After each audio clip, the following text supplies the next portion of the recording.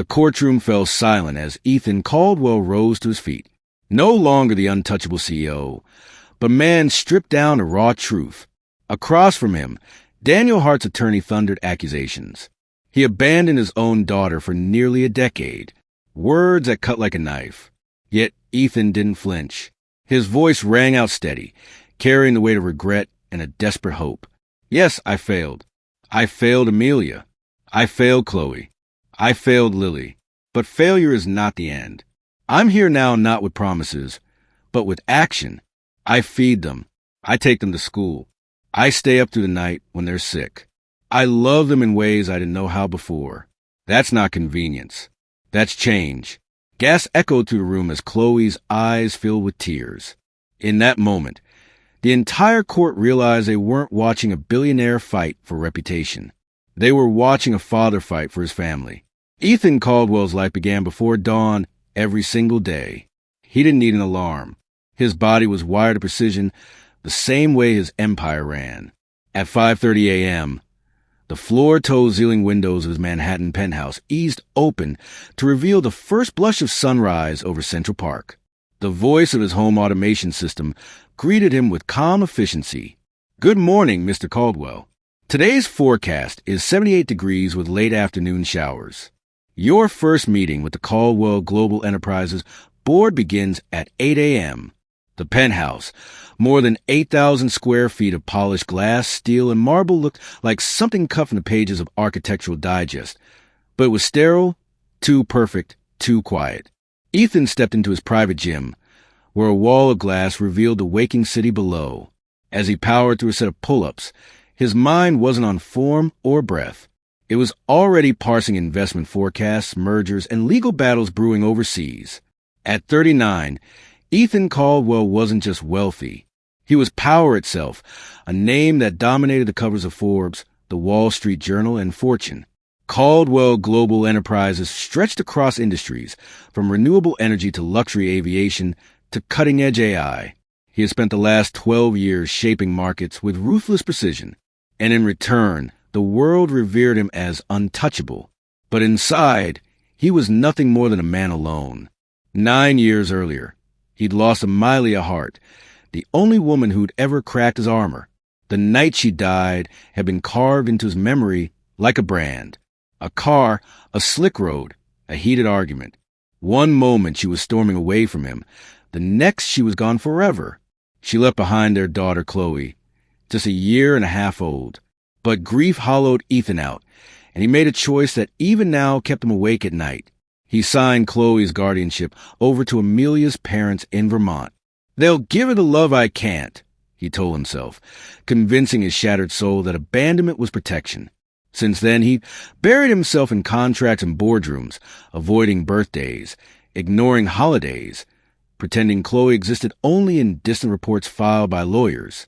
For 9 years, silence had been his companion.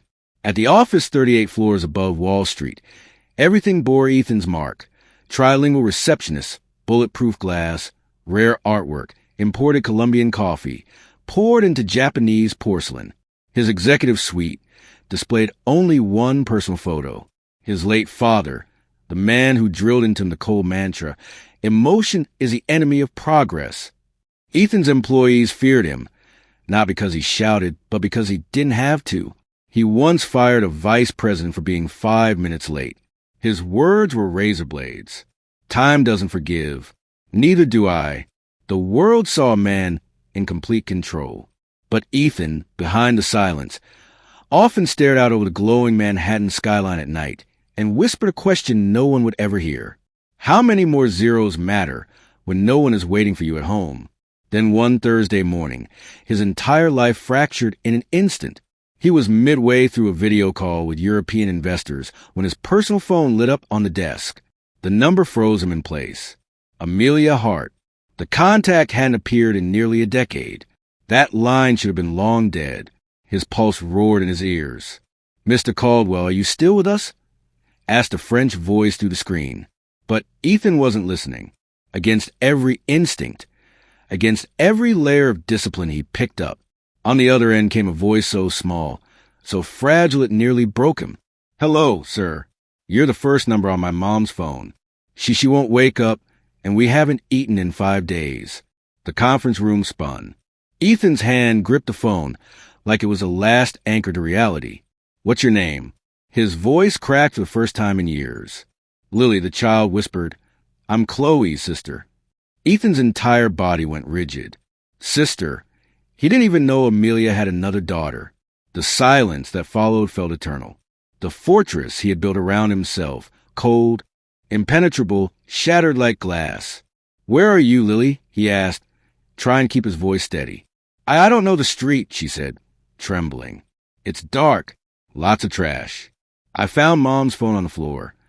Ethan was already on his feet, walking out of the boardroom, mid-meeting something no one had ever witnessed. His staff stared as the untouchable CO stormed through the hall, clutching his phone to his ear. Listen to me carefully, he said, fighting the panic, clawing at his chest. Look out the window. Do you see anything? Any sign? Any name? Lily hesitated. There's a bakery, a blue sign. It says Village Bread, and a man is sleeping on the sidewalk. In seconds, Ethan had Jason Lee, his chief aide, on the second line, tracked the last known location of Amelia Hart's number. Send me the address in 2 minutes. Get an ambulance rolling and prep the rooftop helipad. Move, Jason stammered. Sir, may I ask no questions? Do it now. Ethan's car and helicopter were waiting, but this wasn't about convenience. This was urgency, raw and unfiltered. As the helicopter lifted from Manhattan's helipad, the city spread beneath him, glittering like a machine he once believed he controlled. But now all he could see were the ghosts of Amelia, the child he abandoned, and a little girl's voice begging through static. We haven't eaten in 5 days. He landed near the Bronx, where the streets were broken and the stench of neglect lingered. Ethan leapt behind his driver, ignoring the absurdity of his Italian suit, brushing against rusted fences and trash alleys. Guided by a local boy who knew the bakery Lily described, he reached a rusted gate. He pushed it open. The smell of mold and rotting food hit him. Lily, his voice echoed. A small figure emerged, clutching a broken doll. Her face was smeared with dirt, her eyes wide with a mix of fear and hope. You came? She whispered. Of course I did, Ethan said, kneeling to her level, his chest height. Where's your mom? She pointed to a darkened room. Ethan rushed in and froze. Amelia lay unconscious on a stained mattress, thin pale, her breath shallow. She was alive, but barely. God! Ethan whispered for the first time in years, sounding less like a titan of industry and more like a man broken wide open. He dropped to his knees, his hand trembling as it touched the face of the woman he once loved and lost. Sirens wailed outside. Paramedics stormed in, but Lily clung to Ethan's hand, refusing to let go. In that moment, Ethan Caldwell, the man who once prided himself on never being moved by emotion, felt a tidal wave crash through him. His world of numbers, contracts, and power meant nothing now. All that mattered was a frail grip of a child who believed in him when he had given the world every reason not to. And for the first time in 9 years, Ethan Caldwell whispered words he thought he'd forgotten. I'm here. I won't leave you again. The ambulance door slammed shut with a metallic clang as Amelia Hart was rushed inside.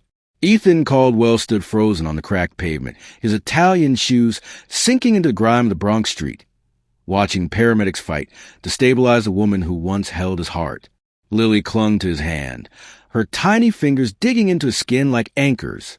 The sirens wailed as the vehicle pulled away, leaving Ethan standing in the middle of a place that smelled of rust and despair, his chest burning with emotions he hadn't allowed himself to feel in nearly a decade. Inside the hospital, chaos took over. Nurses rushed Amelia down the sterile corridor, monitors beeping wildly. Doctors barked orders. Severe malnutrition, dehydration, possible organ failure. Ethan followed with Lily in his arms, his usual calm shattered. For once, he wasn't a man who commanded boardrooms.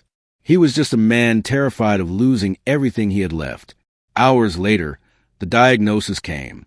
Amelia was in a medically induced coma. Her body had been failing for weeks, maybe months. Depression, exhaustion, starvation. It was a miracle she was even alive. Ethan sat in the cold waiting room. Lily curled up on his lap, her breathing soft against his chest. For years, he had dismissed family as a distraction. Now, sitting under the dim fluorescent light, he realized the numbers he worshipped couldn't buy him forgiveness of a child or the return of the woman lying motionless just down the hall. When he closed his eyes, ghosts of his past taunted him. He saw Chloe's face, his daughter he'd abandoned to Amelia's parents in Vermont. He pictured birthdays, he'd ignored letters, he never opened a childhood erased by his fear of feeling too much. And now the revelation that Amelia had another child, Lily shattered him further. He whispered to himself, "How much did I miss? How much of their lives slipped through my hands while I was too busy pretending not to hurt?" The following morning, Ethan's driver picked him up outside St. Mary's Medical Center, expecting him to head straight to Caldwell Glow, Ball Enterprises. Instead, Ethan ordered, "Take me home." But when the car stopped at his penthouse overlooking Central Park, Ethan didn't step inside. He stood at the glass doors, looking into the immaculate emptiness, the silence that had defined his life.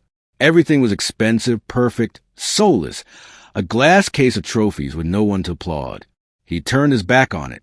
At the office, whispers spread like wildfire. For the first time in his career, Ethan had abandoned an international investor meeting without explanation. Executives speculated. Was the empire crumbling? Was he ill? Ethan didn't care. He stormed into Jason Lee's office, his right-hand man looking startled. "I want everything Ethan ordered. Reports, addresses, medical files. Every detail about Amelia, Chloe, and Lily. And if anyone covered up the truth, I'll hold him responsible." Jason hesitated. "Sir, you signed away custody of Chloe years ago. Amelia's family. I was wrong." Ethan's voice cracked like thunder, his composure slipping. "We're fixing it now." That night, Ethan pored over old files in his study, his hands trembling as he read through the years he had erased. He discovered Amelia had returned to New York after her parents died, struggling to raise Chloe alone, only to give birth to Lily soon after. No record of Lily's father, no support, no calls from him. Amelia had fought battles in silence while he hid behind skyscraper walls. Ethan's breath hitched when he found an old letter written in crayon. "Dear Daddy, it's my birthday. Grandma baked me a cake. I wish you were here. Signed, Chloe, age 7. The letter was never sent. His tears stained the page as he realized his daughter had been reaching for him while he pretended she didn't exist. At Haven House Shelter, where Lily and Chloe were temporarily placed under child services supervision, Ethan arrived unannounced. The moment he stepped inside, Lily ran to him, arms open.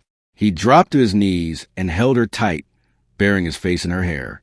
Across the room, Chloe sat in silence, sketching on a piece of worn paper. Her resemblance to him was unmistakable brown eyes, sharp, posture guarded.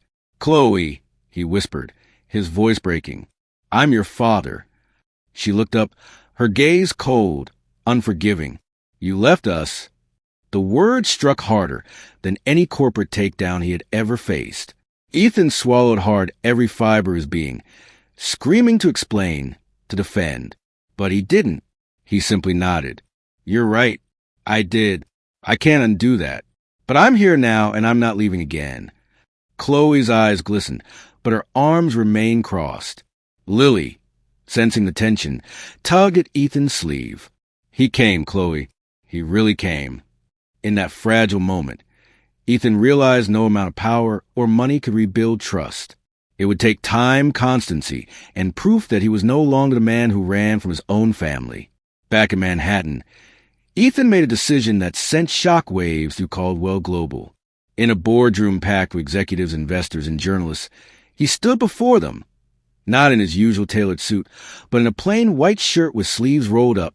"I'm stepping down," he announced. "Indefinitely. This company doesn't need me as much as my family does. I've spent years building skyscrapers while letting the people I love live in shadows. That ends today." Gasps filled the room. Some called it madness. Others whispered betrayal. But Ethan didn't flinch. For the first time in years, he felt clarity. That evening, instead of spreadsheets, he held his daughter's hands. Instead of attending another dinner with billionaires, He sat at a cheap diner booth with Chloe and Lily, watching them eat pancakes with sticky syrup. Chloe barely spoke, but when Lily giggled at Ethan, struggling to cut his pancake neatly, Chloe's lips twitched a hint of a smile. Ethan's heart swelled. It wasn't forgiveness. Not yet, but it was a start. That night, as he tucked Lily into bed at Haven House, she whispered, "Are you going to leave tomorrow?" Ethan's eyes burned. "No, sweetheart. I'm not leaving. Not ever again." And he meant it. Ethan Caldwell's days no longer began with boardroom briefings or market updates. They began with the soft hum of a child's laughter, the shuffle of small feet across the floor, and the unfamiliar but comforting chaos of family life. His penthouse in Manhattan no longer felt like a tomb of glass and silence. It was filled with sketches taped to the fridge, crayons scattered on the marble counters, and Lily's voice echoing down the hall. But rebuilding a life wasn't as simple as walking away from Caldwell Global Enterprises. It required proving to Chloe, to Lily, to Amelia, and himself that he could be more than the cold man who once abandoned them. Amelia remained in recovery at St. Mary's Medical Center. Her body was frail, her spirit fractured. But every day Ethan sat at her bedside reading aloud old novels she once loved or playing soft piano, recordings Chloe had. Started practicing. Doctors said her progress was slow, fragile. But Ethan believed even silence could hear. He whispered apologies, not as a CEO confessing failure, but as a man stripped bare of excuses. For Chloe, trust came like winter, thawing into spring, slow, tentative, but undeniable.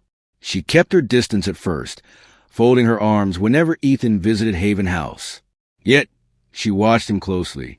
When he skipped a scheduled call with investors to spend the entire day helping her with a school project, something shifted. When he stayed seated outside her locked bedroom door for hours after she accused him of caring more about headlines than her, she opened the door the next morning to find him still there crumpled against the wall waiting. That night, she said nothing, only left her bedroom light on a small signal that maybe she wanted him nearby. One Saturday morning, Ethan cooked breakfast. It wasn't the gourmet salmon he used to order in his private lounge, but burnt pancakes and scrambled eggs Lily insisted on whisking herself. Chloe rolled her eyes at the mess, but when Lily shouted, "Team Caldwell," while waving her fork like a trophy, Chloe cracked into laughter. Ethan froze, memorizing the sound like it was more valuable than every dollar in his portfolio. Weeks later, news came. Amelia had woken from her coma. Her voice was weak, her memory clouded, but her eyes were alive. When Ethan entered her hospital room, he froze at the doorway. Amelia stared at him for a long, unbearable silence before whispering, "Why?" It wasn't about why he was there. It was why he had vanished all those years ago, leaving her to raise Chloe alone to collapse under the weight of responsibility and despair. "I was afraid," Ethan admitted, tears burning his eyes. "Afraid of pain, of love, of losing again. I convinced myself abandoning you was strength, but I was wrong. I see that now." Amelia's lips trembled. "You destroyed us, Ethan. Do you know what it's like to watch your daughters cry for someone who never comes?" Ethan bowed his head. "I can't erase the past, but I can fight for today, for them, for you if you'll let me."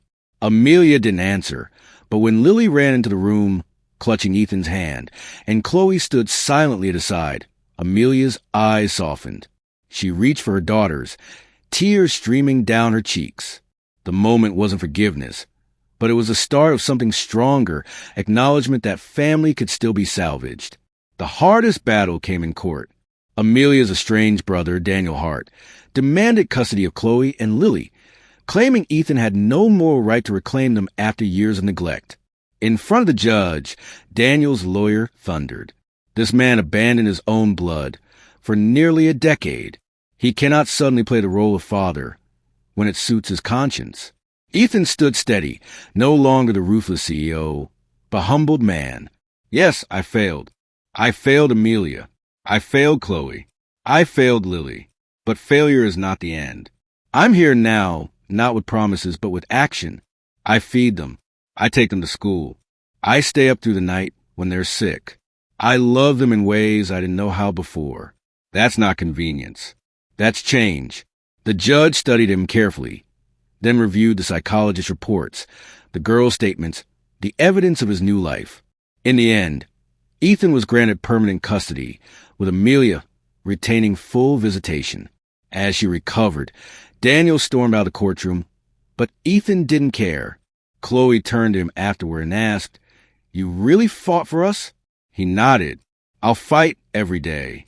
And for the first time, Chloe hugged him without hesitation. Months later, Ethan's world looked nothing like the empire he once ruled. His office was now a modest townhouse in Brooklyn, filled with art projects, piano music, and Lily's endless questions. Chloe joined a music academy, her talent nurtured by Ethan's quiet pride. Lily painted butterflies across her bedroom walls. And Amelia, slowly regaining her strength, walked with him in Central Park, a quiet presence in a story that was still healing. But Ethan didn't stop there. He launched the Amelia Hope Foundation in honor of the woman who fought alone for so long. The foundation provided food, housing, and therapy for single mothers in crisis. "If one call could change my life," Ethan said at the launch, "then one act of compassion can change someone else's." Chloe helped design the foundation's events. Lily handed out flyers she decorated with her drawings. And Amelia, though still fragile, sat proudly in the front row, her hand trembling as she clapped. Ethan Caldwell, the man who once believed success meant control, learned that true success was in burnt pancakes, bedtime stories, and the fragile but powerful word dad. One evening, as he tucked Lily into bed, she whispered, "You're my hero." He kissed her forehead, shaking his head. "No, sweetheart, you and Chloe saved me." Across the hall, Chloe stood in the dew, Way listening. She smiled softly and for the first time said, "Good night, Dad." Ethan turned away quickly, hiding the tears that streamed down his face. The story of a man who once walked away but chose to return was no longer about power or redemption. It was about presence, about love, about never letting fear win again. Thanks for watching. Sorry for the interruption, but we hope you will help us improve our content in the future. What do you think of Ethan's transformation? Do you believe people can truly change when love pulls them back? Did this story touch your heart in some way? If you felt inspired, comment the number 100 below. Tell us what country you're watching from. And don't forget to share the story so others can feel the same.